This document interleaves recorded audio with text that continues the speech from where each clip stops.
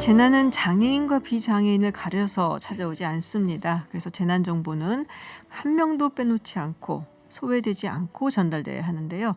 그렇기 때문에 정부와 각 지자체 코로나19 브리핑에서 검은 옷차림 그리고 마스크를 끼지 않은 이들이 있습니다. 바로 농인들의 귀가 되어주는 수어 통역사입니다. 수어 통역사들이 검은색 옷차림 또 마스크를 쓰지 않는 이유는 무엇인지 갑자기 궁금해지는데요. 한국수어통역사협회 회장 조성현 수어통역사와 함께 이야기 나눠보겠습니다. 안녕하세요. 안녕하세요. 네, 유튜브 TBS FM 들어오시면 보이는 라디오로도 함께 하실 수 있습니다. 저는 많이 뵀어요. TV에서. 네, 눈에 굉장히 익어요. 네. 활동하신 지가 꽤 되셨죠? 올해로 활동 한 32년 정도. 그렇게 오래되셨어요? 네. 방송하고 활동한 건 한 30년 정도 된 것 같아요. 그러시구나. 어떤 계기로 그러면은 시작을 하게 되신 거예요? 군대를 갔다 와서 네. 복학하기 전에 우연한 기회로 이제 청각장애인 친구를 만나게 돼서 수화로 얘기하는 모습들을 보고 너무 궁금한 거였어요. 시작은. 네네. 그래서 호기심에 배우다가 이제 자원봉사 활동을 하고 네. 그러다 보니 이제 수화통역사로 활동하게 됐죠. 그렇군요. 저는 이제 물론 뵌 거는 방송국에서 네. 이제 TV로 많이 뵀거든요. 이제 주로 K본부 방송에서 많이 뵌 것 같아요. 네. 이게 뭐 따로 이렇게 정해져 있는 건가요? 정해져 있는 건 네. 아니고요. 저 스스로 이제 시작을 K본부에서 시작을 해서 가능한 타 방송사는 안 나가려고. 이게 또 신의를 지키 또 서로도 통역사들끼리도 나눠서도 하고 있고요. 그러시구나. 뭐 외부 행사나 뭐 선거 때 뭐 현장 선거 연설이나 네. 뭐 이런 데는 또 나가기도 하고요. 근데 이제 좀 헷갈리는 부분이 있어요. 이게 수화라고 저는 예전에 어릴 때는 그렇게 들었었거든요. 근데 요새는 수어라고 이야기를 해야 된다 그러더라고요. 사실 저희 수화 통역사들도 저도 지금 수화라고 그랬다, 수어라고 그랬다 이렇게 지금 혼돈해서 사용하고 있는데요. 그 한국 수화 언어법이 2016년도에 이제 제정이 되면서 이제 이 수화 자체를 우리 한국의 공용어로 한국어와 수어를 공용어로 이제 법제화 시키면서 이제 풀네임을 한국 수화 언어라고 명칭을 정했어요. 한국 수화 언어. 네, 그래서 길다 보니까 한국 수어 또 줄여서 수어. 뭐 수화도 틀린 말은 아니고, 근데 이제 농인들이 기왕이면 이제 법제화됐기 때문에 한국 수어가 이제 가장 많이 사용되는 명칭으로 됐죠. 그렇군요. 공식 언어, 공용어가 되었다. 네. 이게 어떤 의미인가요?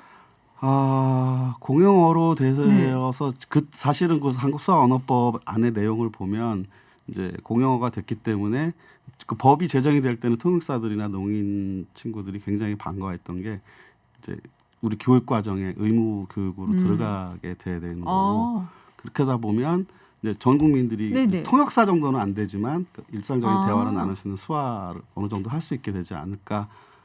굉장히 기대를 했는데 안 배우는데 우리 애가 법이 제정되고 지금 벌써 4, 5년 지났는데도 아직까지 뭐 그런 과정들은 이제 추진되지 있지는 않고 있고 수화 교원은 지금 양성을 하고 있어요. 수화 교원 교원 양성 가르쳐 주실 선생님. 이제 법이 만들어졌으니까 이제 제도가 시행이 될 시점에 교원이 있어야 되기 때문에 지금 수학 교원들이 통역사분들이 또 공부해서 자격증 시험 보고 해서 교원들은 지금 양성을 해놓고 있는데 아직 정부에서 교육부에서 하지는 않고 있죠. 교과 과정으로 넣지는 않고 있는 상황이다. 그렇군요. 여기서 방금 얘기하셔갖고 우리 애가 배운 걸 본 적이 없는데 생각해서 이상하다 그랬었는데 아직까지 교과 과정에 넣지는 않았지만 이게 공용어가 됐다면은 이게 교과정으로 사실은 이제 들어가야 되겠죠. 들어가야 돼서. 그래서 뭐 북유럽 같은 경우는 수어가 그 공용어로 들어가면서 전 국민이 수어로 배우는 그래요? 북유럽 뭐 스칸디나비아 이쪽에 있는 스웨덴이나 북유럽 복지국가들.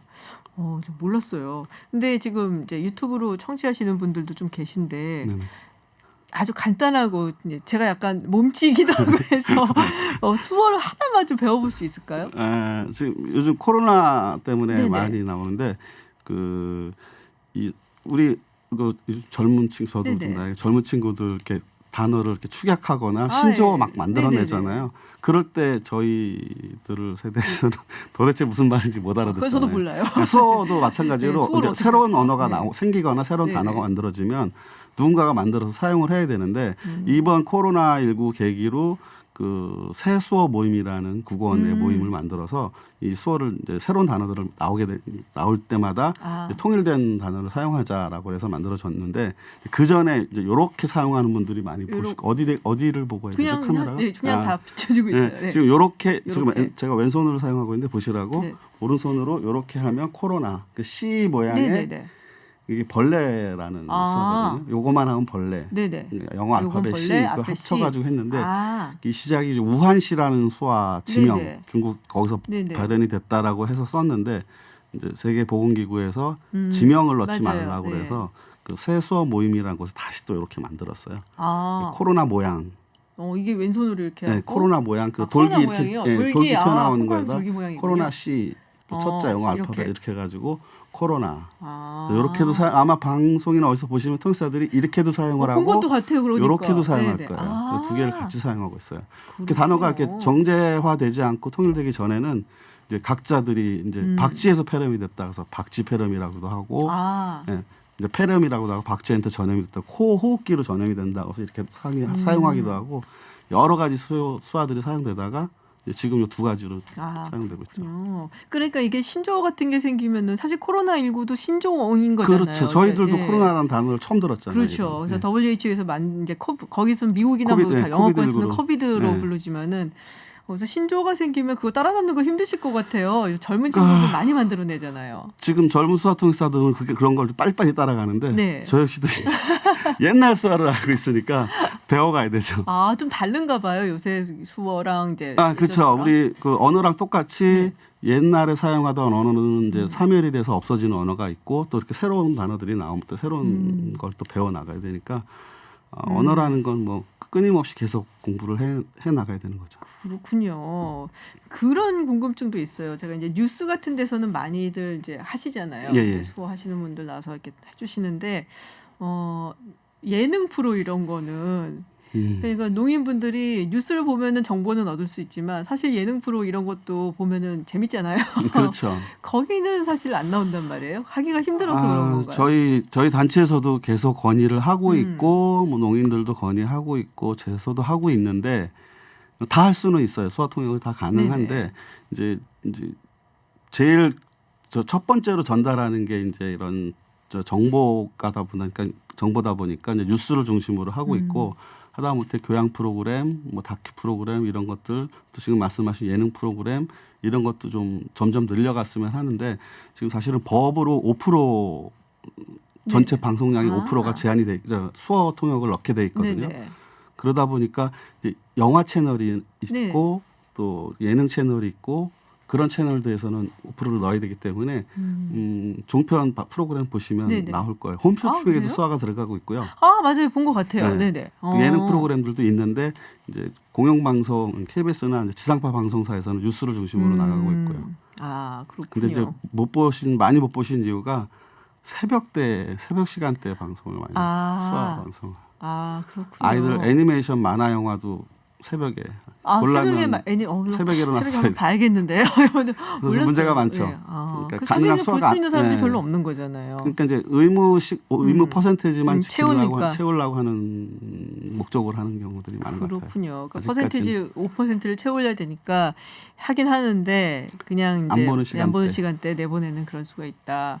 지금 질문이 이렇게 들어왔는데요. 꼬마 보스타요님께서 유치원 다니는 아이에게 수어를 좀 가르치고 싶으시다는데 배울 곳이 있냐라는 질문을 하셨고 또 3659님께서는 본인이 직접 배우고 싶다고 하세요. 근데 동영상 자료 같은 게 있는지도 궁금해하시는데요. 인터넷이나 유튜브에 동영상 자료들이 많은데요. 추천하고 싶진 않아요. 그래요? 막 배우신 분들이 자기가 배웠다고 올리시는 분도 계신 것 있더라고요. 제가 보니까 아예 틀린 건 아닌데 기왕에 배우실 거면 각 지역마다 그 수어 통역 센터라는 곳이 있을 거예요. 찾아보시면 서울에는 25개 구마다 다 있고 지방에도 다 있는데 거기 수어 통역 센터를 찾아보시면 거기서 하는 그 강의 프로그램이 있어요. 그런 것들을 보시고 유튜브는 저희 수어 통역사들은 보면서 이렇게 이분이 좀 잘하시는 분이 올리신 분, 농인이 직접 올리신 거 이런 것들을 보면서 저희들은 공부할 수 있는데 막 배우시려고 하시는 분들은 유튜브나 이런 거 아무거나 찾아보시면 그 언어기 때문에 처음에 잘못 배우는 나중에 고치기가 힘들어요. 맞아요. 그 언어잖아요. 어떤 분이 배워가지고 오셨는데 약간 엉터리로 하셔서 그걸 고치려고 하니까 굉장히 시간 걸리더라고요. 그렇군요. 유치원 다니는 아이도 배울 수 있나요? 아이들 이렇게 손 끝을 네. 많이 사용하면 네네. 뭐 지능 발달 좋다고 어렸을 때 피아노도 네. 가르치고 하잖아요. 또 어르신들은 또 치매 예방도 된다고 해서 음. 수화 교육 배우면 너무 좋을 것 같아요. 그렇군요. 네. 그러면 아이들도 그 말씀하셨던 그 네. 지역 센터에 가서 예, 예. 배울 수가 있다. 예, 수어 통역 센터. 그렇고 수어 통역 센터. 예, 예. 네. 근데 이제 요번에 굉장히 많이들 보셨을 거예요. 이제 코로나19 때 이제 브리핑할 때 항상 이제 나오시잖아요. 보고 있으면은 이제 눈에 익는 분들이 계시고 물론 이제 우리 협회장님께서도 그런 마찬가지인데 항상 이게 좀 검은색 옷을 입고 나오시고 마스크를 안 쓰셨어요. 네네. 근데 저는 그 얘기를 들었어요. 이게 수어가 단순히 손으로만 하는 게 아니라 얼굴 표정, 몸짓까지 다 들어가야지 된다. 네, 맞습니다. 그래서 안 쓰신 거다라는 걸 네네네. 들었긴 했었어요. 지금 보시면 아시겠지만 수어 통역사 저뿐만 특히 여성 통역사들 같은 경우는 네. 귀걸이, 목걸이, 반지 하다못해 여기 얼굴에 이렇게 화장하는 네네. 것도 눈에 띄지 않게 하는 이유 중에 하나가 이제 수어가 잘 보이도록 손이 네네. 잘 보이도록 좀 무채색의 어두운 색깔의 옷들을 많이 입고 하고요. 지금 말씀하신 것처럼 수어가 손으로만 하는 게 아니라 얼굴 표정을 저희는 비수지라고 하는데 상대방의 그 말하는 화자의 감정을 그대로 받아서 전달해야 되기 때문에 희노애락 감정들을 얼굴로 표정으로 표현을 많이 하고 손을 안 쓰는 수어들이 있어요. 손을 안 쓴 수어요? 네, 얼굴 표정으로 하는 표정으로만. 이렇게 하면 거짓말.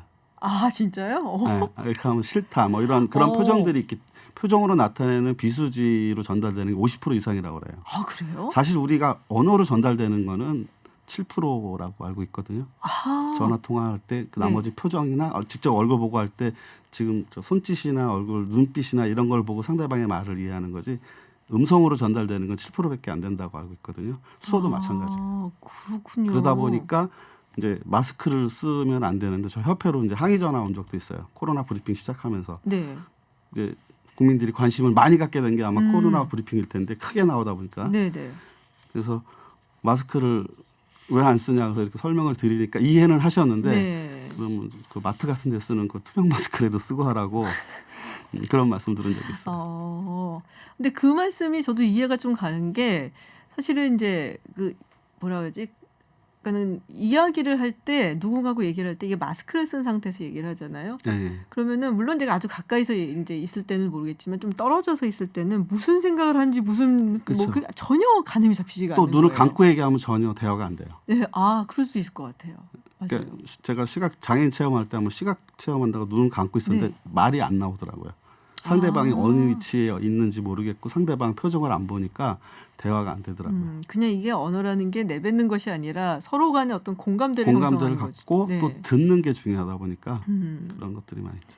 그게 좀 약간 과장을 좀 섞어서 말씀드리면 그래서 제가 이렇게 수어로 말씀하시는 거를 코로나 그 브리핑을 보면서 보고 있으면 안 들어도 어떤 상황인지 대충 알 것 같아요. 네네네. 사실은 표정이 있나 다 나타나서. 수어 그래서 배우는 과정이 기초 과정부터 고급 과정까지 쭉 올라가다 보면 손 안 쓰고 하는 대화하는 연습도 하고 네. 마임도 연습하고 배우기도 하고 그렇습니다. 마임까지요? 네, 그 마임은 이제 언어는 아니지만 그런 얼굴 움직임, 동작, 근육 연습하는 것도 있고 하다 보니까 고급 과정 가면 그런 것까지 연습하고.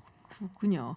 국회에서도 이제는 이제 수어 통역사분들이 이걸 해주신다고 네네네. 들었어요. 언제부터 시작된 거예요? 지금 9월달, 지금 8월달, 네. 8월부터 국회에서 시작했는데 아마 코로나 그 브리핑이 계기가 돼가지고 좀 수어 통역사들이 좀 관심을 많이 갖게 되고 수어에 대한 관심을 갖고 그러다 보니까 이제 국회까지 이제 사실은 그 이전부터 계속 건의를 하고 있었죠. 각 네. 방송사에 9시 메인 뉴스에 수어 통역을 넣어달라, 또 국회에서 해달라 하는데 그게 안 되고 있다가 코로나 계기로 8월 달부터 지금 나가 계시는데 다행히 어떻게 하다 보니 또 제가 첫 번째 그 통역을 맡게 됐었는데 네네. 첫 번째 통역은 그 정혜연 의원이 이제 국회 기자회견하는 네네. 현장을 그대로 옆에서 브리핑처럼 코로나 브리핑처럼 통역을 하자는 그 법을 이제 네네. 장애 참정권 보장이라는 법을 이제 발의를 하는 첫 그 그 자리에서? 통역을 들어갔었는데 네. 아이고 그좀 몰랐어요. 취재진들이 카메라 프레시 소리 때문에 첫 통역은 망쳤죠. 뭐 들려야죠. 아니 왜 그러세요? 아마추어처럼 이렇게 들려야 많이 되는데 하셨으면서. 현장에서 소리 때문에? 통역사들 배려를 안 해주는 거죠. 세워놓고는 했는데 그 막 기자들 소리 지르고 막 카메라 소리 나고 그리고 오늘 아침에도 이제 국회 네네. 갔다 왔는데 오늘 가니까 또 이제 이 칸막이를 다행히 통역사를 보호한다고 칸막이를 잘 안 해놨는데 들리지 않아요? 칸막이 넘어서 들리니까 어. 그래서 또 국회 사무처에다가 이제 지금 막 시작하는 거라 서로 이제 커뮤니케이션이 잘 안 되고 수화통에 대해서 잘 모르시다 보니까 그래서 국회 사무처에다가 저희가 들을 수 있는 스피커를 하나 별도로 설치를 해달라고 아하. 제안을 했어요. 여기를 구멍 뚫어달라고 하니까 그것도 의미가 안 되겠더라고요. 아. 비말 감염 때문에 막 네네네. 설치해놨는데 구멍을 뚫어버리면 안 될 것 같아서 그래서 오늘도 하나 제안을 하고 왔는데 이제 국회나 그 코로나 현장 브리핑이나 현장에서는 이제 수화 통역을 얻는 거는 좋은데 통역사들의 입장에서 그런 배려들이 아직 막 시작하다 막 시작한 보니까 거라서 잘 모르는 경우들이 많이 있습니다. 조금씩 뭐 고쳐 나갔으면 좋겠다라는 네, 생각이 고쳐 나가야 드는데 코로나 19 이게 이제 여러 가지 계기가 됐는데 저희가 잘 모르거든요. 농인분들은 어떻게 지내시는지 가장 힘든 점은 어떤 건지 또 그것도 궁금한데요. 실제 제가 그 전화를 받은 적이 있었는데 화상 전화로 네. 농인한테 전화를 받은 적이 있었는데 병원 앞에 왔는데 자기가 이제 열이 나고 그래서 코로나 확진이 된 건 아니죠. 자기 스스로가 걱정이 돼서 왔는데 얘기할 사람이 없다고. 아, 근데 그분이 사실은 이제 중국 네네. 농인분이었는데 한국 수화를 좀 하시더라고요. 근데 그러면서 병원을 들어가겠다고 해서 제가 들어가지 말라고 이제 수화로 네네. 얘기를 하는 사이에 이분이 전화를 끊고 들어가 버렸어요. 좀 있다가 이제 1시간, 2시간쯤 뒤에 환자복을 입고 또 아이고. 영상 전화를 했더라고요. 다행히 코로나는 아니었는데 네네. 그렇게 이제 농인분들이 본인이 이제 불안하잖아요. 현장에 가도 진료소를 가도 병원을 가도 수월을 할 수 있는 분들이 통역사들이 배치가 안 돼 있다 보니까 그래서 이번에도 코로나 현장에 진료소마다 배치해달라고 부탁은 했는데 아직까지 진료소에 통역사들이 배치되어 있는 경우는 없었고 그러다 보니까 농인 스스로 본인이 자기 의지가 아닌데도 불구하고 오히려 전파자가 될 수 있는 경우가 만약에 제가 확진되어 있는 경우에 농인이 아하. 병원 가가지고 네. 이상하다라고 했는데 그냥 가서 말을 해버릴 경우에는 자기 의지하고 상관없이 이제 확진자 전파자가 될 수 네. 있을 수도 있고 그래서 농인들이 계속 그런 건의를 저희 협회로도 하고 저희도 또 제안을 하고 하는데 아직까지 진료소에 통역사가 배치되어 있지는 않습니다. 그렇군요. 그러니까 정보를 전달해 주는 것까지는 다 되어 있는데 그런 이제 아주 조금 네, 세밀한 디테일한 부분, 부분들은 디테일한 부분이 아직까지- 아직 잘 안 되어 있다. 예. 그래서 조금 그런 부분이 좀 안타깝다라는 말씀이시군요. 진짜 참 대단하신 분들이라 생각을 해요. 보람도 많이 느끼실 거고 힘든 일도 굉장히 많으실 거라고 생각이 되는데 네. 앞으로 좀 개선됐으면 좋겠다라는 부분 어떤 게 있으세요? 지금 이 코로나19 상황도 마찬가지고 국회도 마찬가지고 방송사도 마찬가지고 저희가 꾸준히 계속 건의를 하고 수화통역을 늘려달라고 하고 지금은 각 방송사에 20%까지 해달라고 건의까지 하고 있는데 네. 지금 5%를 채우는데 급급하다고 아까 말씀드렸잖아요. 그러니까 그러다 보니까 이제 농아인뿐만 아니라 장애인들에다가 이만큼을 준다라는 그 장애 인구수에 비례해서 이만큼 준다라는 개념, 시혜적인 시선들이 아직 많이 있어서 그런 부분들은 좀 시혜가 아니라 장애인들의 권리, 농아인들의 권리로서 우리나라 공영이기 때문에 사실은 몇 퍼센트가 아니라 전부 다 해야 되는 게 맞는 거잖아요. 네.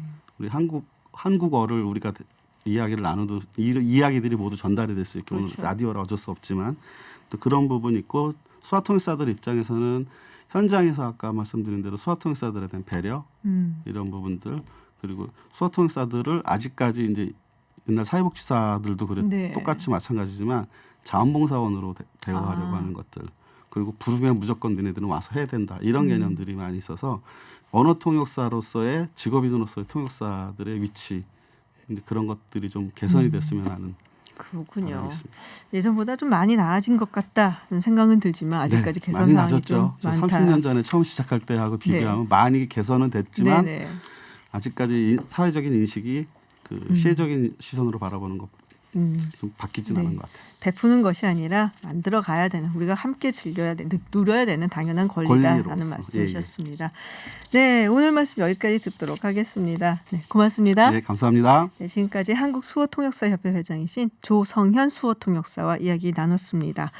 김진의 이브닝쇼 오늘 방송 여기까지입니다. 저희는 내일 6시 10분에 여러분 기다리겠습니다. 지금까지 김지윤이었습니다.